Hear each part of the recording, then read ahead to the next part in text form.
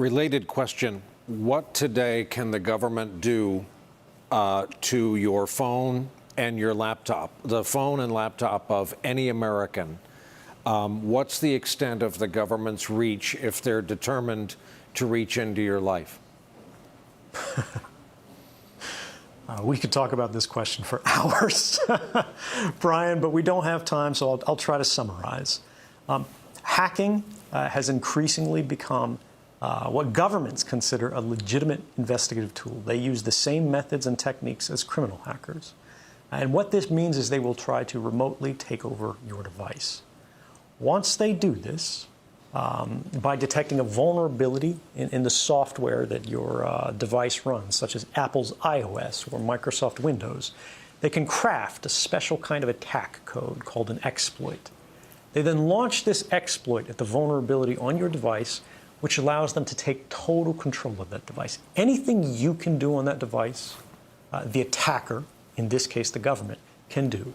They can read your email, they can collect every document, they can look at your contact book, they can turn the location services on, they can see anything that is on that phone instantly and send it back home to the mothership. They can do the same with laptops. The other prong that we forget so frequently is that in many cases they don't need to hack our devices. They can simply ask Google for a copy of our email box, because Google saves a copy of that. Everything that you ever typed into that search box, Google has a copy of. Every private message that you've sent on Facebook, every link that you've clicked, everything that you've liked, they keep a permanent record of. And all of these things are available not just to these companies, but to our governments, as they are increasingly deputized as sort of miniature arms of government. What about enabling your microphone camera? If you can do it, they can do it. It is trivial to remotely turn on your microphone or to activate your camera, so long as you have systems-level access. If you had hacked someone's device remotely, anything they can do, you can do. They can look up your nose, right? They can record what's in the room. The screen may be off as it's sitting on your desk, but the device is talking all of the time. The question we have to ask is, who is it talking to? Even if your phone is not hacked, right now, you look at it, it's just sitting there on the charger. It is talking tens or hundreds or thousands of times a minute to any number of different companies who have apps installed on your phone. It looks like it's off, it looks like it's just sitting there, but it is constantly chattering. And unfortunately, like pollution, we have not created the tools that are necessary for ordinary people to be able to see this activity. And it is the invisibility of it that makes it so popular and common and attractive for these companies.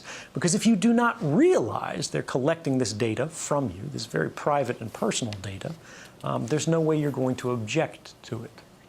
What about its ability to track its owner? And talk to me specifically about the case of Jamal Khashoggi. So in the case of Jamal Khashoggi, this is a Washington Post reporter and a primary critic of the Saudi regime. He was lured into the Saudi Arabian consulate in Istanbul, in Turkey. And while his fiancée waited outside for him to get the paperwork he needed in order to marry her, he was murdered by the Saudi government, allegedly on the orders of the Crown Prince. Now, we have to ask ourselves, how did the Saudi government decide that he was worth killing? How did they decide when and how they would kill him? How did they know this opportunity was going to arise? How did they know what his plans and intentions were that they needed to stop from their perspective? We don't have evidence that his phone personally was hacked, unfortunately, because we do not have his phone. But we do have the phones of his friends who were living in exile in Canada. And we do know, thanks to the research of a group called the Citizen Lab, affiliated with a university in Canada, that their phones were hacked, which means their conversations with Jamal Khashoggi were intercepted, and this allowed the Saudi regime to know that he was intending to to create an electronic protest movement. They didn't need to know from his friend's phone or even from his phone that he was traveling to the consulate because he had to make an appointment. But it did tell them his private intentions, his hopes and dreams for a different government for their country. And perhaps, although we do not know for sure, on that basis, they decided to murder him. Once your phone is hacked, what is in their hands is not simply your device, it is your future. It's important also to remember, how did the government of Saudi Arabia manage to hack these people's phones, which are modern phones?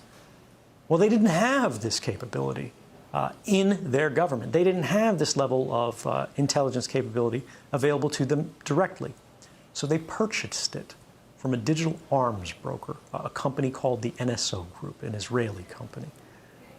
In this company, the only thing they do is manufacture digital weapons, kind of hacking tools that can be used against the critical infrastructure that all of us rely on, the phones in our pockets. They primarily target devices such as the Apple iPhone.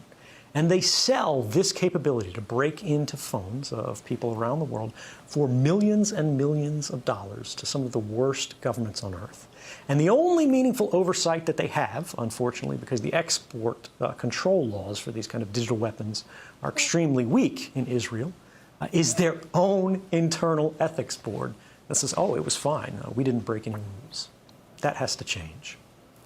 What about the public attitude held by millions of everyday Americans? All I've got on a computer is pictures of my family, CCTV cameras that are prevalent in a ton of American cities and overseas capitals. Those cameras are your friend if you're innocent and have nothing to hide. Well, I'd say that's very much what the average Chinese citizen believed, or perhaps even still to this day believes. But we see how these same technologies are being applied to create what they call the social credit system. If any of these family photos, if any of your activities online, if your purchases, if your associations, if your friends are in any way different from what the government or the powers that be of the moment would like them to be, you're no longer able to purchase train tickets. You're no longer able to board an airplane. You may not be able to get a passport. You may not be eligible for a job. You might not be able to work for the government. All of these things are increasingly being created and programmed and decided by algorithms. And those algorithms are fueled by precisely the innocent data that our devices are creating all of the time, constantly, invisibly, quietly, right now. Our devices are casting all of these records that we do not see being created, that in aggregate seem very innocent. You were at Starbucks at this time. You went to the hospital afterwards. You spent a long time at the hospital. After you left the hospital, you made a phone call. You made a phone call to your mother. You talked to her until the middle of the night. The hospital was an oncology clinic. Even if you can't see the content of these communications, the activity records, what the government calls metadata, which they argue they do not need a warrant to collect, tells the whole story. And these activity records are being created and shared and collected and intercepted constantly by companies and governments. And ultimately it means as they sell these, as they trade these, as they make their businesses on the backs of these records, what they are selling is not information. What they are selling is us. They're selling our future. They're selling our past. They are selling our history, our identity, and ultimately, they are stealing our power.